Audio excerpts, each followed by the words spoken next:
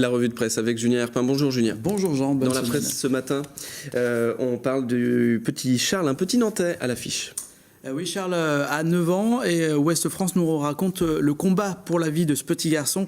Il a 9 ans et il est atteint d'une épidermolyse bulleuse, une maladie qui rend sa peau telle des ailes de papillon, extrêmement fragile.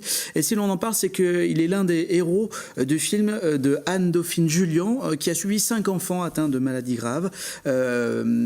Cette réalisatrice qui raconte la sagesse de philosophe de ce petit garçon dont on voit la photo, qui, malgré les traitements, les douleurs, essaye de prendre la vie du bon côté.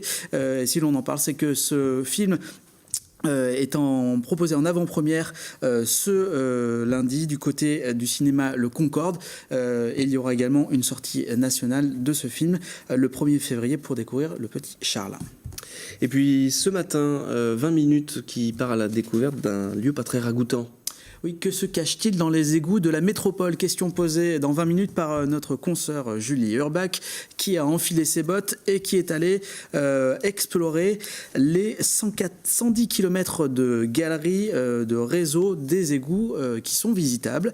Il faut savoir que chaque jour, chaque foyer nantais utilise 120 litres, rejette 120 litres d'eau dans ses égouts. Au total, il y a 4000 km d'égouts pour la métropole. Et l'ennemi numéro 1 de l'égout, c'est, je vous le demande dans 1000, la lingette. La lingette. Sachez quand même que 1600 tonnes de lingettes sont retirées tous les ans des égouts, ce qui provoque des bouchons, ce qui est problématique aussi pour les agents.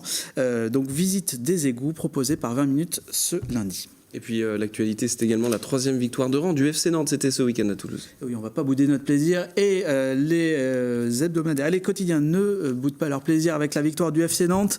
Des Canaries transfigurés, titre Presse Océan.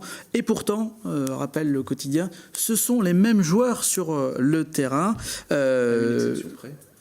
Quasiment une exception près, voilà.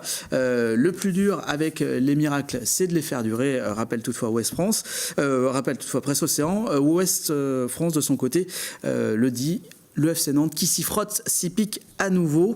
Ouest France qui note que les caractéristiques de cette équipe du FC Nantes ne sont pas sans rappeler celles qui prévalaient du temps de Michel Darzac-Carrion. On travaille beaucoup et le coach nous donne la grinta, dit Emiliano Sala, pourvu que ça dure. C'est la patte Sergio Conceição. Merci Julien.